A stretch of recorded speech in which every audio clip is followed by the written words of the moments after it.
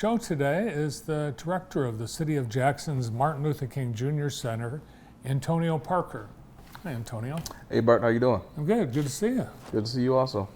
I happen to know Antonio had a very busy weekend. Actually, Saturday, super busy. You were at the MLK Youth Football Camp. Yes.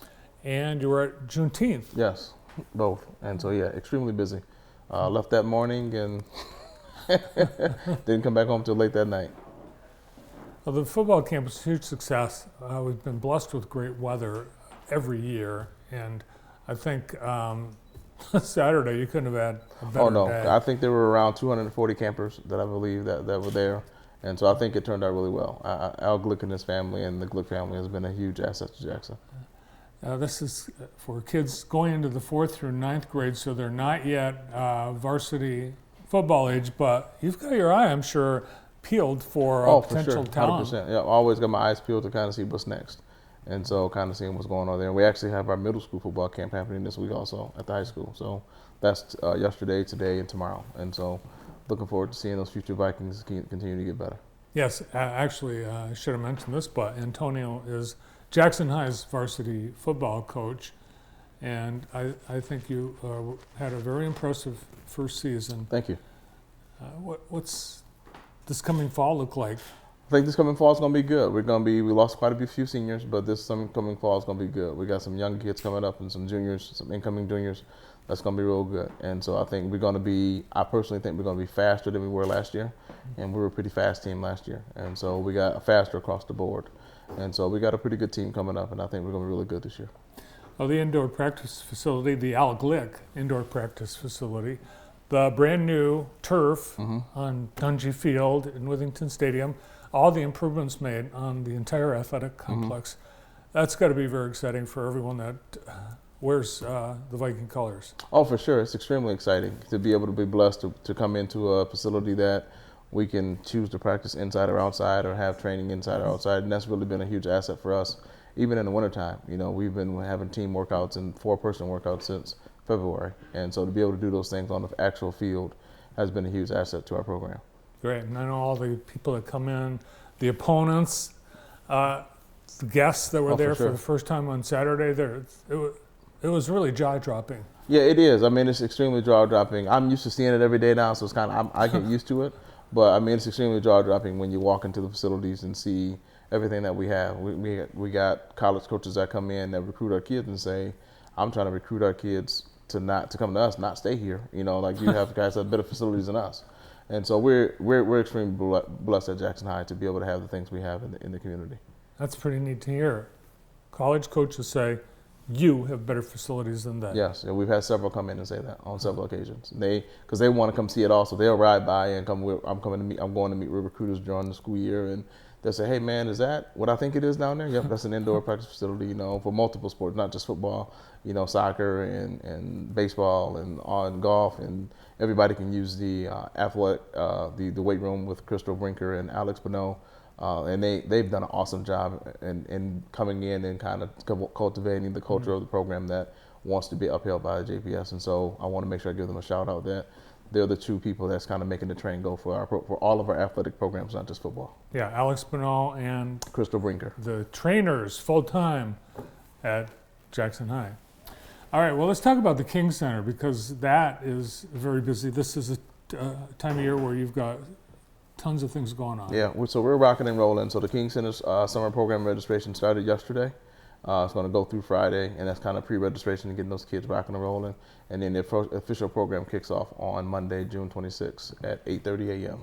And so we'll have kids rocking and rolling in the building, and then we rock 8:30 to 3:30 every day, Monday through Friday.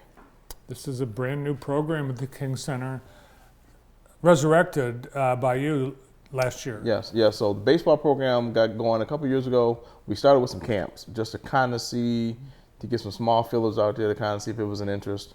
And last year we turned it into a league. And so prior to last year, we hadn't had baseball at the King Center in 10 years. And we got 2 beautiful fields down there, and wanted to be able to have kids in the community have a space to come play baseball and softball for that matter for the young girls. And so I wanted to make sure that I think baseball is a lost art in our community and softball. So I wanted to make sure that we done that. And so I drove Kelly Hoover, my boss, crazy, come with the idea to say, hey, let's do baseball. And she's like, hey, we don't do baseball, but let's give it a shot. And so it's turned into a really good program. So looking forward to some great things this year for kids in our community.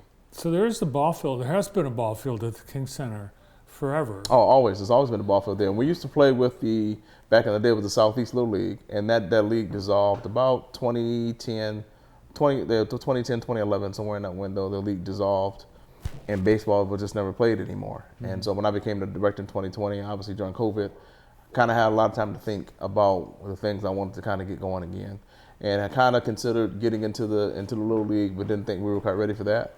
And looked at, say, why not just start a league on our own? And so small league, it's in the summertime. It's kind of in that window where kids of that age don't really have nothing to do. You know, soccer is ending for rec department, baseball for Little League is ending in end of June. And so I'm like, in that window, we got a 4 to 5 week window where kids need something to do. And so it's a summer baseball league, not the traditional Little League, but it's a summer baseball league for kids, and find something for them to do.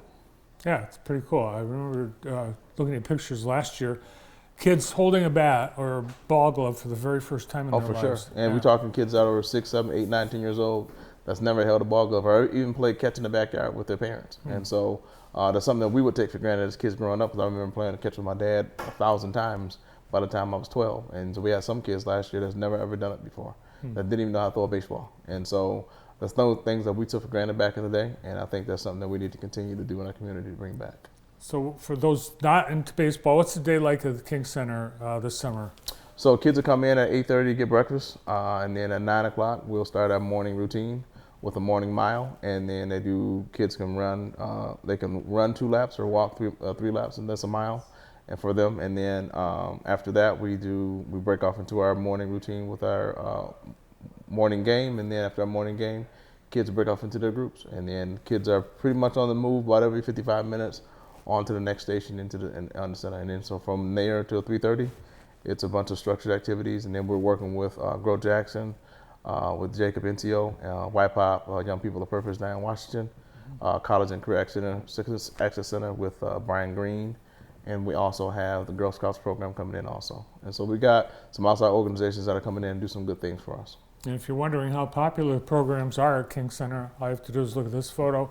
Huge turnout. But so this is our last year. That was our last year photo of the RJs coming in for some ice cream at the end of the year there.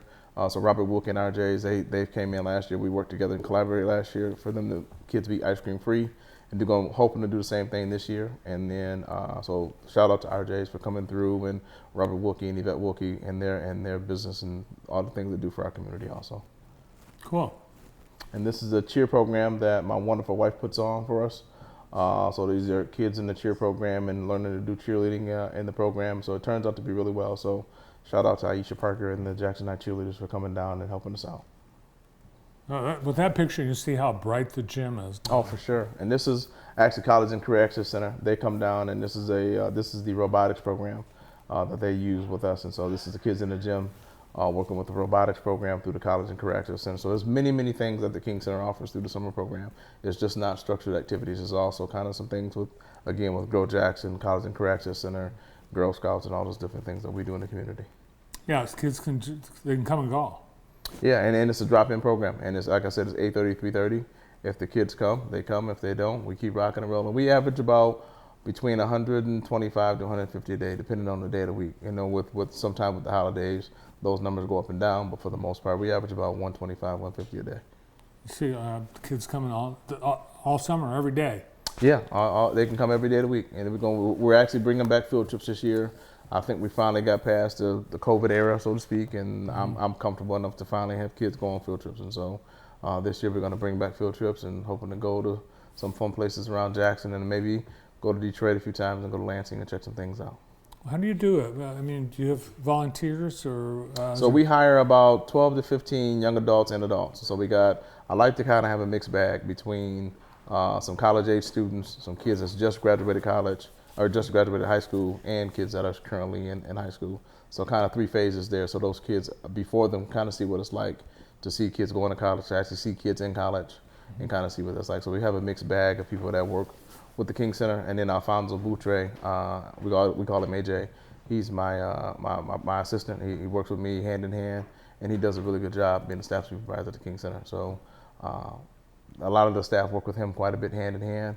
I kind of handle the day-to-day, kind of the framework of the program, and AJ pretty much handles all the operational part of what we do day-to-day. You guys do a great job. Thank you, I appreciate it. Thanks for providing great opportunities for the kids again this summer. Thanks for coming in today. No problem, always.